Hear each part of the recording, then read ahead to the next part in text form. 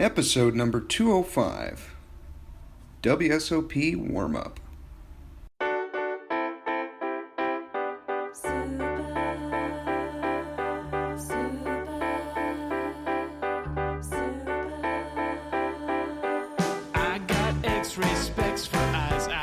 Welcome to the Heads Up Poker Podcast. This is Steve Barton, and thank you for tuning in. I am coming to you from Natal, Brazil. I have been out here for about a week and a half. It is amazing. I'm basically swimming with the dolphins and putting my feet in the sand and studying poker. That's about it. Actually, no, I am prepping for a half marathon. My goal is to run the LA Marathon. It'll be in about 11 months, but I got a half marathon coming up here in the end of May. So I'm excited about that. My goal is to do it in under 2.5 hours. That may be slightly optimistic, but we'll see how it goes. I would definitely recommend Brazil as a vacation spot. It is incredibly cheap here. I am living like a king for about $65 or $70 a day. And that's including hotel, that's including everything. It's I'm not skimping on nice meals, and I'm not skimping on alcohol either. So it's highly recommended. A lot of fun. But I've also been studying quite a bit. I've been going through Alex's program, Master Tournament Poker in One Class. It is an amazing content. I love it. This is the best class I've ever taken on poker. So, Master Tournament Poker in One Class. I want to go over it with you guys, tell you what I've learned, and just right off the bat in the title, how is that possible, and what does he mean by mastering poker? Okay, what he's talking about is basically becoming a winning player. He's talking about the top 5%. So through analytics, we know that 95% of players are losing or break-even players. All right, only 5% of the field are winning players. Now, this class is not going to prep you for a 10K buy-in, but this class will prep you for 2K and less. Okay, so if you're playing $200 tournaments at your local casino, if you're playing 1K tournaments, if you're playing 1500s, if you're playing 2Ks, this class is for you. If you're playing 5Ks and 10Ks, now you're getting into the elite players, and this is not the class for you. All right, so that's our target. This has been proven by online poker sites as far as like how many losing players there are out there, and it's a simple mathematics of who consistently makes withdrawals and who consistently makes deposits. All right, only 5% of the field is walking away with a paycheck. All right. So how can we master tournament poker in one class? Alex gives a great example, and I'm going to use the same one. Language acquisition, okay? Starting to learn a new language. All right, now when I went down to South America for the first time 6 or 7 years ago, my buddy Joe and I, we went down with the goal of learning Spanish. We completely immersed ourselves in it. And we hired a guy, his name was Victor, to teach us Spanish. And basically we'd go out to the park every day and sit on the park bench, and he would sit there and teach us Spanish. And the first thing he did was he started with the alphabet. It felt like a little bit like we were in kindergarten, but his reasoning was, and I see the brilliance of it now, is he said, if you don't know how to sound out a word and to say it correctly, you're never going to learn the language. So we started with the alphabet, and then we went on to the few hundred most common words. Now, once you get down the first couple hundred most common words of a language, you can very quickly go to 1,000, 2,000, 3,000 words. Now, ironically, Tim Ferriss talks about this with learning a new language, is he says that if you can get down the 2,500 most common words in a language, you'll be considered fluent, because those 2,500 words make up 95% of the most common words that are used in that language, which if you can understand 95 out of 100 words in any given conversation, you're considered fluent. All right? Now, Spanish, specifically, has 100,000 words. So it's pretty amazing that you can know 2,500 of them and be considered fluent. You only know 2.5% of all the words in Spanish, but you're considered fluent. This is what Alex does with this class. So I'm in Brazil right now, and I want to learn Portuguese, and I'm doing the same thing. I spent 10 minutes on Google, and I learned the Portuguese alphabet. A, B, C, D, E, F, G, H, I, J, K, L, M, N, O, P, Q, L, S, T, U, V, W, X, Y, Z. All right? 10 minutes. I got the alphabet down. I'm working on the most common words right now. And once I get those 200 words down, I can very quickly move to the next 1,000. For example, I'll use a Spanish example because most guys are probably more familiar with that. The Spanish word tener, to have. Okay? So if you can say to have something, that's a very common word. It's probably in the top 20. You can quickly go to picking up 5 other words. And those words are tengo, which means I have. And then you could say tienes, which means you have.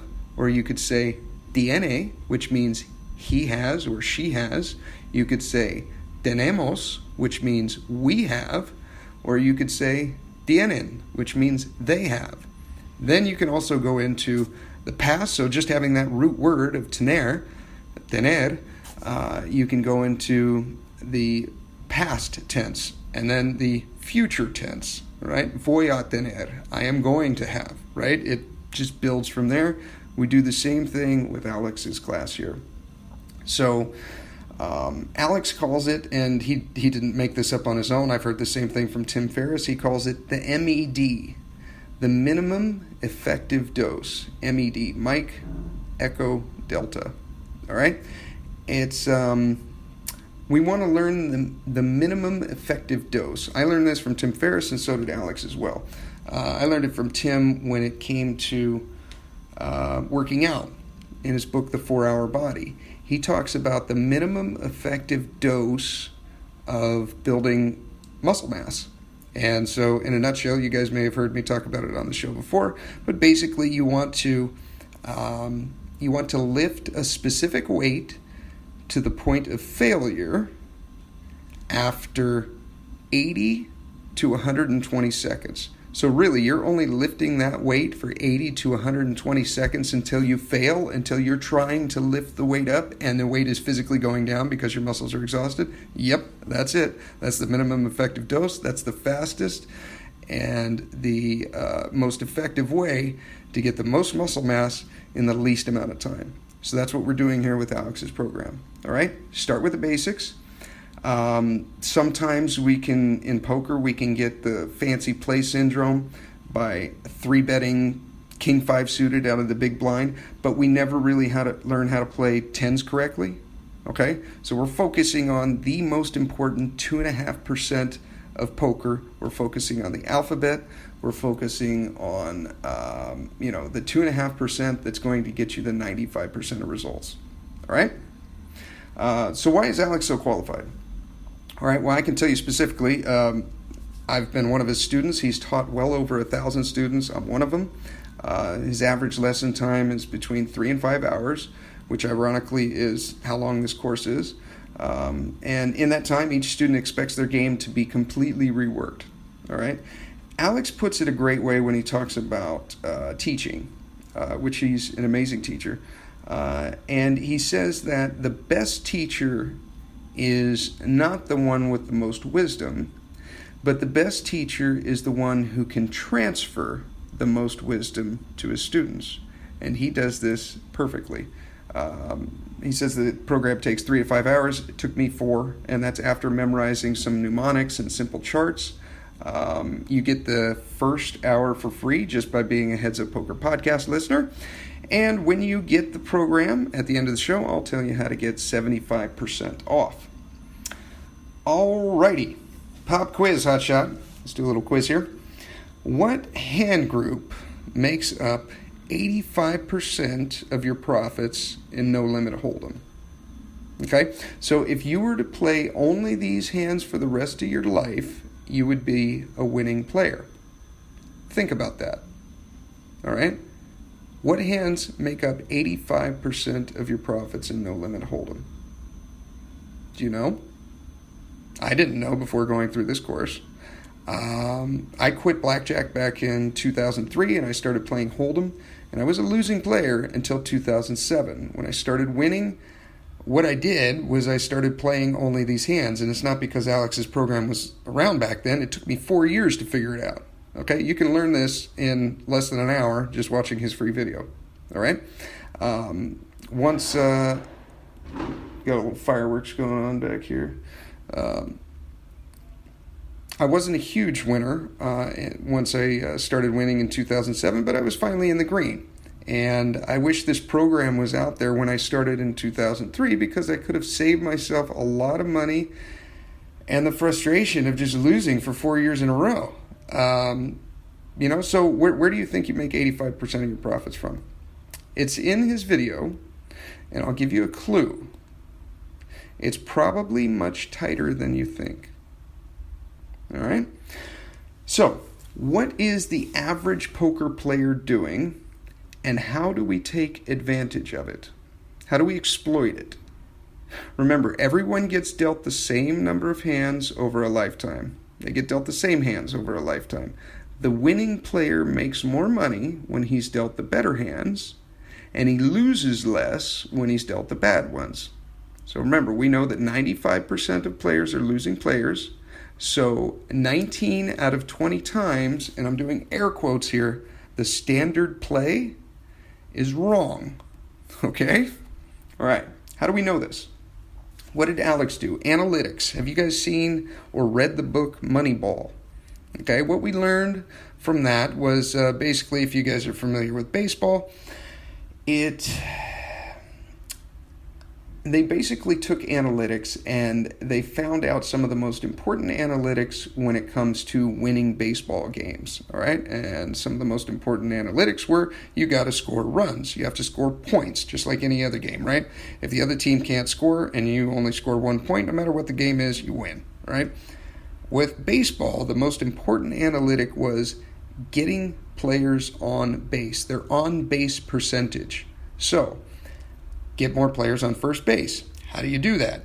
Back then, there was a stigma that it wasn't good to be walked. We now know that getting a walk is just as good as getting hit by a pitch, getting a bunt, and still getting on base. Anything to get on first base, because if you can get on first, then you can make it to second, you can make it to third, you can make it to home. But if you never make it to first, you're never going to get a run, you're never going to get a point, you're not going to win the game. All right? Now, what is this analytic in poker? In baseball, it's on base percentage. In poker, what Alex has done is he's looked over millions of hands, live and online, and he's found specific spots and hands that are profitable and other ones that are not. Okay, so how did he do this? He looks over his students' hands. Remember, he's had 1,000 different students, a lot of them online, and he's found patterns, basically the same thing they did with baseball. He's noticed things like every time that his students play aces and they slow play them, they win an average of 5 big blinds. And every time they play them aggressively, they make an average of 10 big blinds. Okay? And these are good professional winning players. Well, that's good to know. Note to self, don't slow play aces. All right? He's noticed other things. When they call 3 bets out of position with marginal hands, like King Jack suited and King 10 suited, they lose money. Okay? Good players calling bets out of position with marginal hands, they can't win money. Offsuit aces and unsuited broadways are losing money. Okay? How often do you play King Queen offsuit? Right? Maybe we shouldn't be playing those. Okay, that's also nice to know. His class it's full of little golden nuggets like this where the changes are easy to implement, and I mean really the results are instant because they're so easy to learn. You just start doing that. So what's your edge? What's your edge in the games you play? All right? What is your strong point? What's your edge? Do you think Phil Hellmuth ever sits down at a poker table and doesn't know what his edge is? I'm going to tell you your edge. You keep the betting lead. Aggression. Okay, now not blind aggression, that's going to hemorrhage money, but calculated aggression at very specific moments and in very specific scenarios. All right, so generally speaking, usually betting is going to be better than checking, and usually 3-betting is going to be better than calling. Okay, keeping the betting lead. All right. Alex's class, it follows a logical pattern, and he teaches us about the most important thing in poker.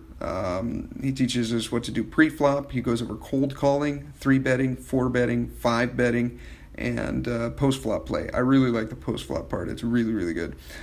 He shows us exactly what to do, which hands against the field, and he shows the analytics, and you can see that it makes money. All right.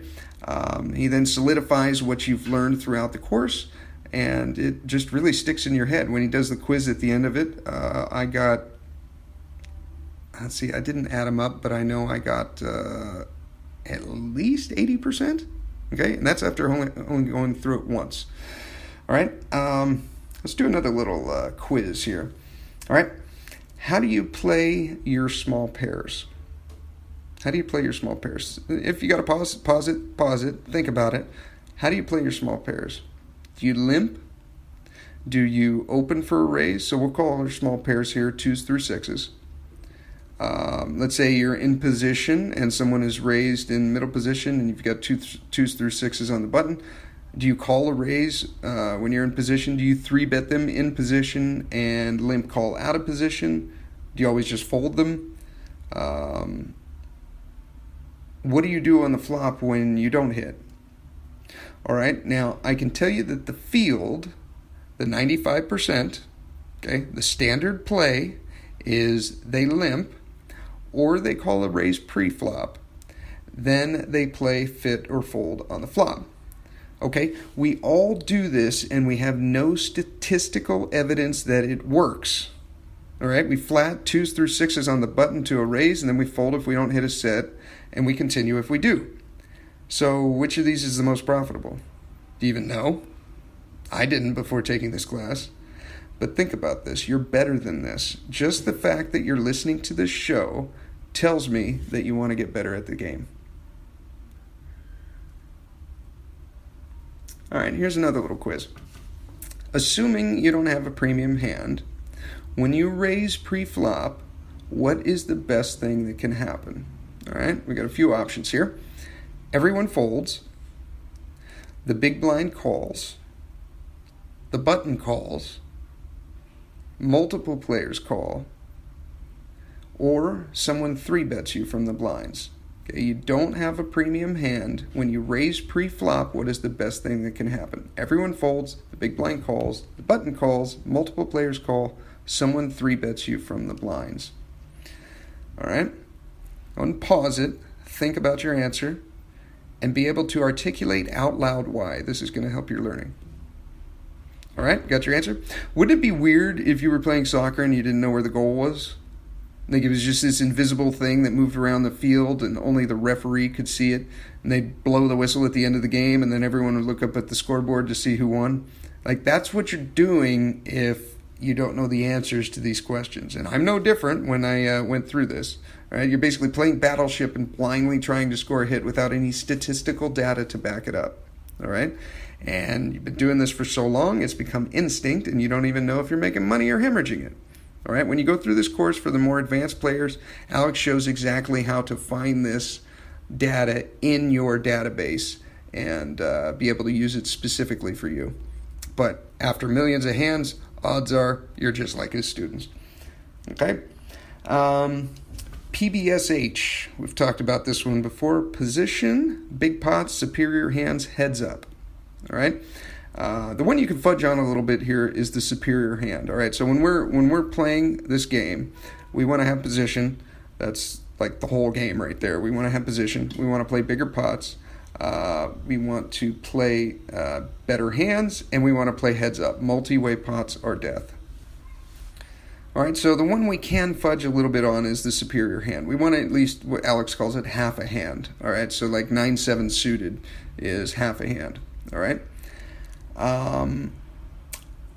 I also want to talk about, he talks about 3-betting quite a bit. So what hands should we always 3-bet for value? And I know I said always, but just run with me on this one, okay? What hands should we always 3-bet for value? What hands should we 3-bet frequent openers that are opening in late position? What hands should we 3-bet prolific openers from late position? And I think you know what I'm talking about, prolific openers. They're the overly aggressive players. Helmuth would call them a jackal. All right, I might be dating myself a little bit, referencing a book that I read in 2004, but there it is. What hands should you always 5-bet with? And I can hear you saying it already, and you're like, but always, Steve, we can't do things in poker and always. What about balance? You have to have balance, okay? You know what? F balance, all right? I have always thought this, and Alex has confirmed it for me, and especially in live poker. When you play a live tournament and you play an average of 50 hands with a random player, and then the table breaks and you never see him again, what good did balance do you? Okay, why not just make the most profitable play? All right, let's say you're at the end of a soccer match. All right, the game was tied, and now you're going down to penalty kicks. And you have a scouting report on this goalie, and he jumps left 95% of the time. All right, you can see the correlation here. 95% of the field is losing players. This goalie jumps left 95% of the time.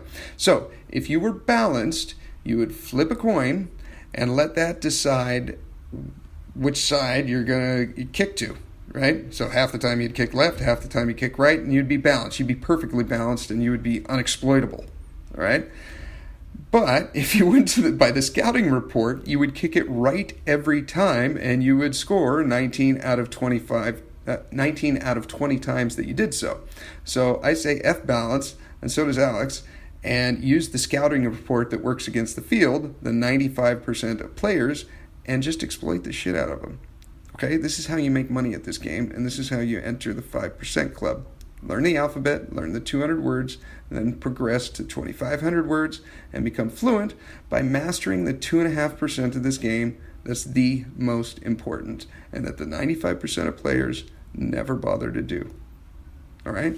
Once you know your opponent, you can beat him. So, what is the field terrible at? Think about this. Go ahead and pause it. What is the field terrible at? What are the 95% of these players bad at? All right, got your answer?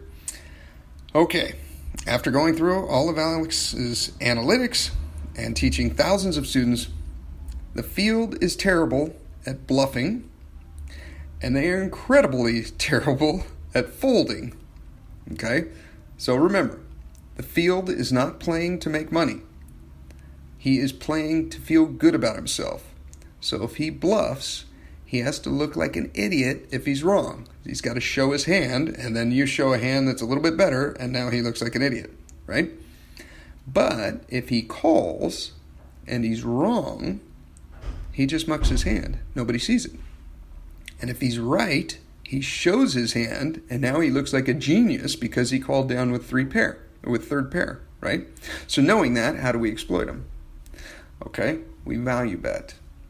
Value bet, value bet, value bet. All right? You might be saying, Steve, pot control. I checked that turn to pot control. No, what you really did was you were afraid you were going to get check raised and you would have to fold your hand. But now, thanks to Alex, we know that the field only check raises the flop 10% of the time. They check raise the turn 7% of the time. And they check raise the river 4% of the time.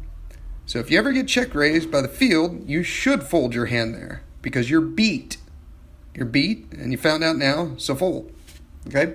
Alex goes through a bunch of examples, and there's one that I wanted to share with you guys that was, I was sure I would get it right. And even though that he said that 98% of players get this wrong. And I can't wait for it to come up at the WSOP because it comes up all the time. But I ended up getting it wrong. But I know the answer now, so I can't wait to use it. All right, here's the example. All right, you have 50 big blinds, and you have ace-10 offsuit in late position. All right, you raise to 3 big blinds. The button calls 3 big blinds from a 50 big blind stack as well, and the blinds fold. All right, so we got 8.5 big blinds in the pot. We got the 3 plus 3, that makes it 6. 1 big blind from the big blind, half a big blind, that makes it 7.5, plus the antes makes it 8.5 total.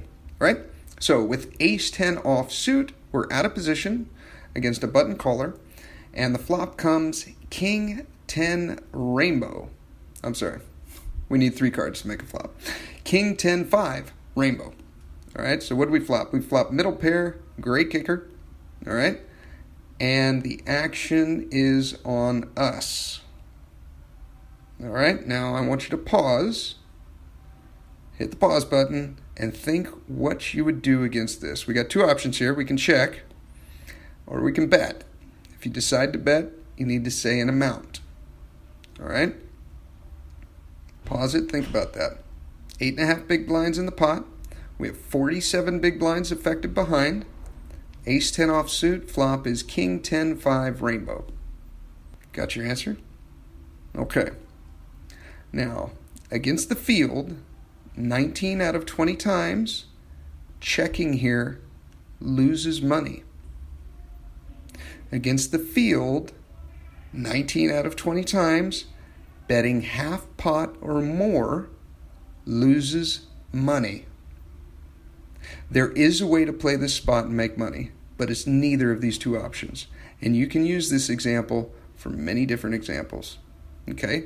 We can use it for 9-10 on a board of queen 10-4. All right? We can use it even with better kickers there, with jack 10 on the same board. All right? Alex keeps it simple. We got to learn the alphabet, the most common words, and become fluent so you can master this game in 3 to 5 hours and start making money playing this game that we all know and love so much. All right? Only our listeners watch the first hour for free. Learn what hands make 85% of your profits from poker. All right? When you get the full program, get yourself 75% off by using the code HUPOKER. Same code as Elliot Roe. I've been playing this game since 2003, making a profit since 2007, and this is the best class I have ever taken on poker. Hands down. Master Tournament Poker in One Class by Alexander Fitzgerald. Click on the link in the show notes, or go to headsuppoker.poker, go to the Support Us tab, click on Alex's video there. Any proceeds from the show will go directly to the scholarship that we do every year. And let's see, I will be out in Vegas from June 9th through June 25th. If you want to meet up, I would love to have a beer with you or maybe swap some action for a tournament we're both in. I will be selling action to a few of the bigger tournaments I'm playing at 1.1 markup. I'll talk it over with Mikey the next time he comes on, what schedule I'm going to have. I'm sure he'll be out there. We can talk him into it. We'll probably want one of our greatest hits for the next episode. I'm going to be bouncing around Brazil here. My buddy gets into town here shortly. And then we'll be back in the swing of things for the WSOP. I got a message from Brian, longtime listener. He says, Steve, I'll be out there the June 25th for the Rio Deep Stack 600, Colossus 400. Are the lines long to register? Yes. I would get there early, or, make it an experience, show up the day before, and then you can just walk right in 10 minutes before the tournament starts. But you want to play the first levels of these tournaments, Brian, because this is where the worst players in the tournament are. I'm probably going to miss you because I got to leave the 25th, unless me, Jason, Mikey, and Dylan make day 2 of the tag team event. So hopefully I'll be there. If you like the show, rate and review us on iTunes. If you want to submit a hand to the podcast, do so by going to headsuppoker.poker or write into headsuppokerpodcast@gmail.com. We'll read it up on the air. Follow me on Twitter @HUPpodcast. and thank you for tuning in. Here is your weekly motivational speech.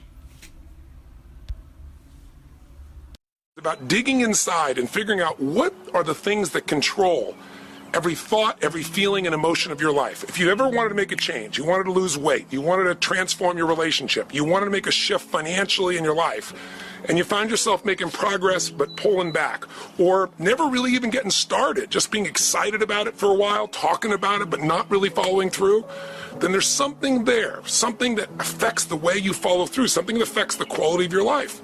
And I'm here to tell you there's two things that control everything in your life.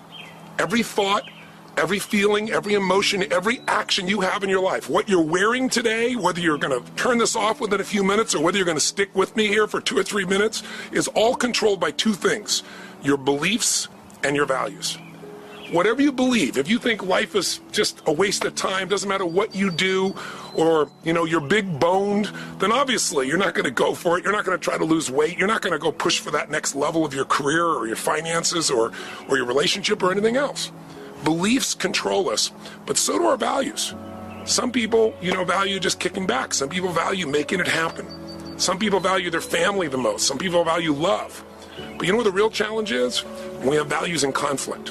When you really want to make a difference in the world, or you really want to do well for your family, or you really want to do well financially, but simultaneously, you don't want to upset anybody.